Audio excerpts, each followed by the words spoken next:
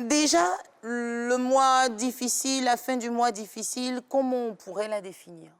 On pourrait la définir comme une période de grande précarité financière et du coup de grande précarité émotionnelle aussi. Parce que quand on n'a pas de quoi faire face à ses obligations, c'est sûr que ça génère du stress, ça génère de l'angoisse, de la frustration et parfois même de la colère qu'on déverse sur nos petits-enfants qui Effectivement. sont nos premiers interlocuteurs à la maison. Mhm. Ensuite, on peut aussi traîner ça dans la sphère sociale Malheureusement. et dans la sphère professionnelle aussi. Donc, ça devient très, Malheureusement. très difficile de cohabiter avec des personnes qui nous ont l'air sereines, alors que tout simplement, peut-être qu'elles gèrent mieux leurs émotions dans la même situation financière que nous. Est-ce que ce cas-là pourrait s'intéresser justement à ces personnes qui sont tout le temps surprises? Désolée de le dire, mais moi, j'arrive pas à comprendre ces personnes qui sont toujours surprises par la rentrée scolaire, par les fêtes de fin d'année. Je veux dire, il y a des moments bien précis. On sait que ça va arriver. Et Tout à fait. pourtant, 10 ans, 20 ans, 50 ans plus tard, ces personnes-là sont toujours surprises. Oui, parce qu'on n'a pas intégré, elles n'ont pas intégré, ces personnes-là, la notion de planification. C'est en cela qu'il est très important de parler d'éducation financière, parce que la planification, c'est voir loin, voir les dépenses de loin.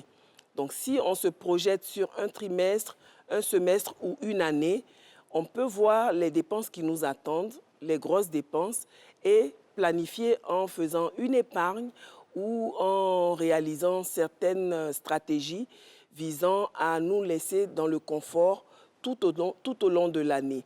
Par exemple, la première ligne budgétaire d'une famille, ce sont les dépenses liées à l'alimentation.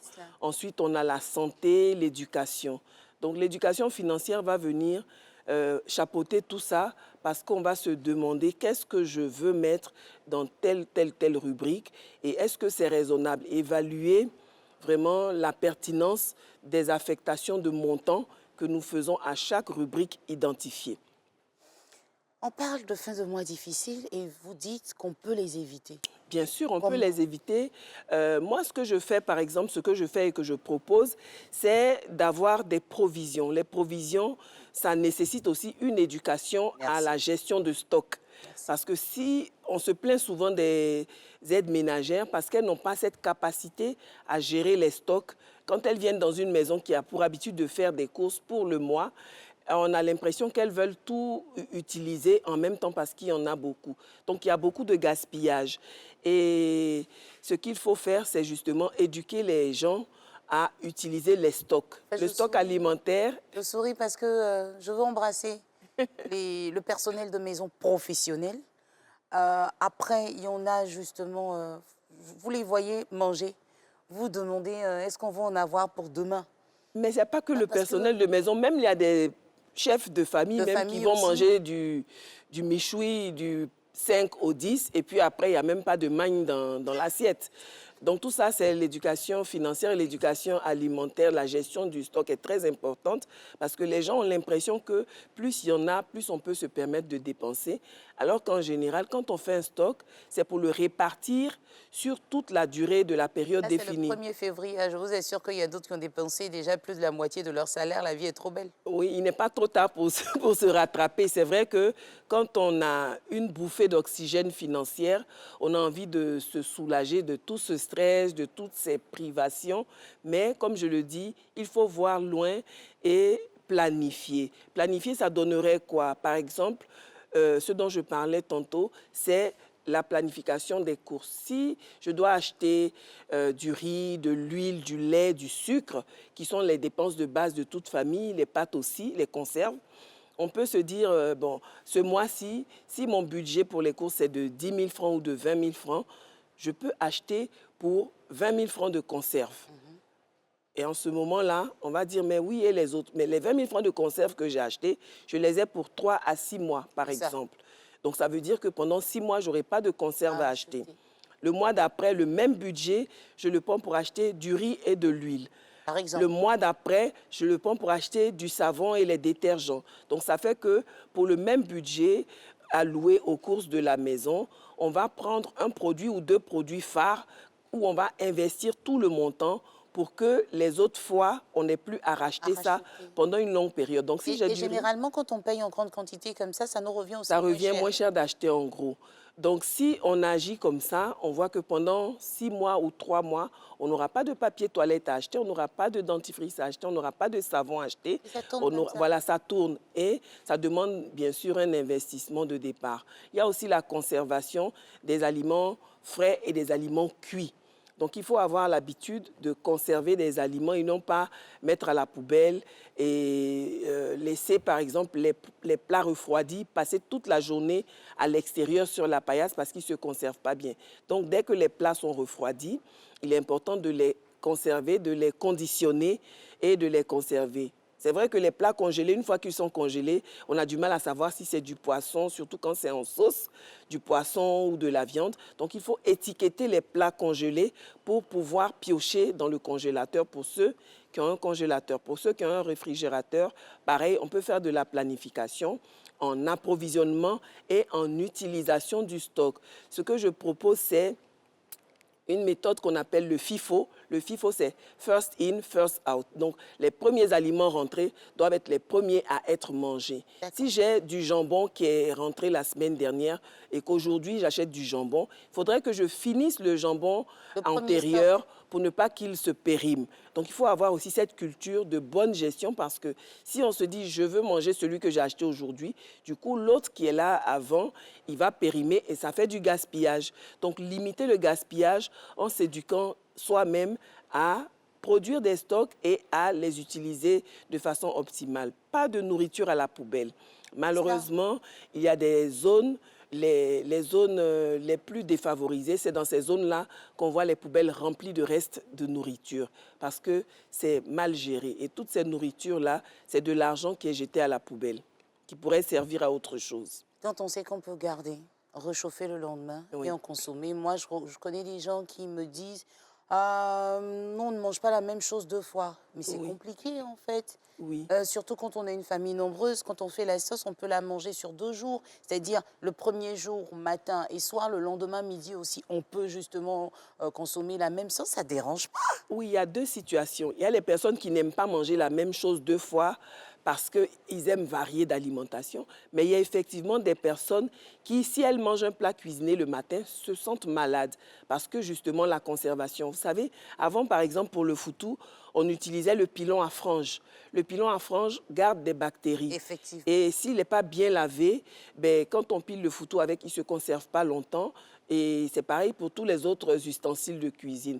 Donc, lorsqu'ils ne sont pas bien nettoyés, il y a des personnes très, très, très sensibles qui ne peuvent pas, même si vous vous cachez, que vous gardez la nourriture et que vous leur faites manger, ils vont avoir une indigestion ou un malaise. Donc, pour ces personnes-là, il faut veiller à la bonne hygiène dans tout ce qui concerne les outils de cuisine. Ce sont des cas, j'ai envie de dire, pratiquement isolés. Oui, mais il y a des cas isolés. Bien, voilà. Et puis, non, je ne mange pas la même chose 2 fois. Donc, on a mangé, on ne peut pas conserver, on jette. Et moi, j'aime dire souvent, est-ce que vous pouvez penser à ces personnes qui font 2-3 jours sans manger quand vous mettez de la nourriture dans la poubelle? Oui, justement, si on n'a pas envie de manger la même chose 2 fois, il y a la conservation. Vous savez, en Afrique, on est habitué à la conservation par déshydratation. C'est-à-dire, on va conserver les champignons en les faisant sécher, le piment en le faisant sécher, le poisson pareil. Donc, on n'est pas habitué à la conservation de plats cuisinés contenant de l'eau. Donc, vous voyez, pour vous dire quelque chose, j'ai une amie, quand j'étais étudiante en France, qui a sorti le jour de son 47e anniversaire une bouteille de vin. Donc, normalement, c'est du bon vin. Mais en tant que bonne africaine, j'avais du mal à ingurgiter ce liquide qui avait été produit longtemps avant ma naissance. Donc, j'en ai pas bu parce que pour moi, ce n'était pas correct. Vous n'êtes pas la seule dans ce Voilà. cas. Donc, on a des habitudes alimentaires culturelles qu'il faudrait changer parce que maintenant, on a la possibilité de conserver des aliments contenant des liquides par congélation. Et les aliments congelés peuvent se conserver de 6 mois à 1 an. Donc, juste, il ne faut pas ouvrir le congélateur de façon intempestive, le laisser ouvert trop longtemps parce que la rupture de la chaîne de froid altère justement la conservation. Il ne faut pas non plus décongeler un aliment et le recongeler. Donc il y a toute cette éducation alimentaire-là à faire autour, mais tout part de la gestion des finances. Donc il y a des gens qui disent, moi je n'aime pas que mes enfants touchent de l'argent, je ne donne pas de l'argent à mes enfants, mais l'éducation financière commence dès le bas âge. Vous voyez, dans la circulation, maintenant dans notre pays, on a beaucoup de vendeurs ambulants sur les routes. C'est cela.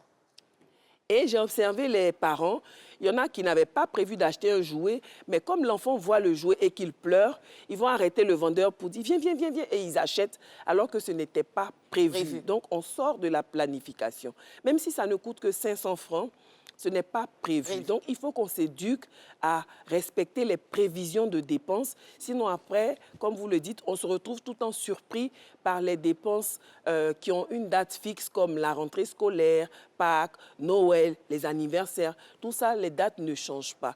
Malheureusement, comme on n'a pas de discipline... pour les fêtes. Oui, Voyez. comme on n'a pas de discipline, on se surendette. C'est vrai que les prêts, c'est bien, c'est fait pour aider à vivre confortablement, mais si on a une meilleure gestion, on va limiter l'endettement et parfois le surendettement des familles. Là, on parle de planification, mais il peut arriver justement des événements qu'on ne peut pas planifier, comme un décès, comme une maladie. Dans ce cas, comment on évite la fin de mois difficile? Ben, si on a un décès et on a une maladie, il y a une rubrique divers dans la planification, justement. Même quand on organise je veux dire, des colloques, des artistes, tout ce qu'on fait, on met toujours une rubrique divers. Donc, il faut avoir une petite cagnotte divers. Mais la santé, même, ce n'est pas dans les divers. La santé, c'est dans les rubriques qu'on doit mettre parce qu'on sait qu'on peut être malade. Donc, pour ceux qui n'ont pas d'assurance maladie surtout, il faut avoir une petite ligne budgétaire santé. Comme ça, si on n'a pas été malade un mois, c'est tant mieux. Le mois prochain, soit on conserve le même montant, soit on le renfloue pour avoir une plus grande marge. Et quand le montant est assez renfloué, on peut l'allouer aux autres événements ou aux autres dépenses imprévues.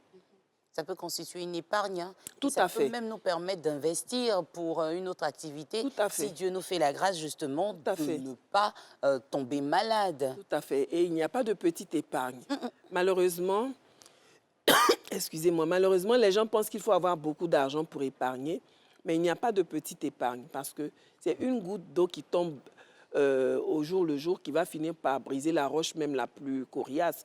Donc, il n'y a pas de petite épargne parce que si on épargne même 100 francs, 200 francs par jour, on voit qu'au bout du mois, ça nous fait une enveloppe qui peut acheter le petit déjeuner ou payer le transport ou faire le goûter des enfants ou permettre de faire les tresses des petites filles. Donc, il n'y a pas de petite épargne, on n'a pas besoin d'avoir des centaines et des mille pour épargner. Le tout, c'est de commencer. Maintenant, quand on a une épargne, il faut avoir des épargnes à vue, c'est-à-dire je mets cet argent de côté pour faire telle chose.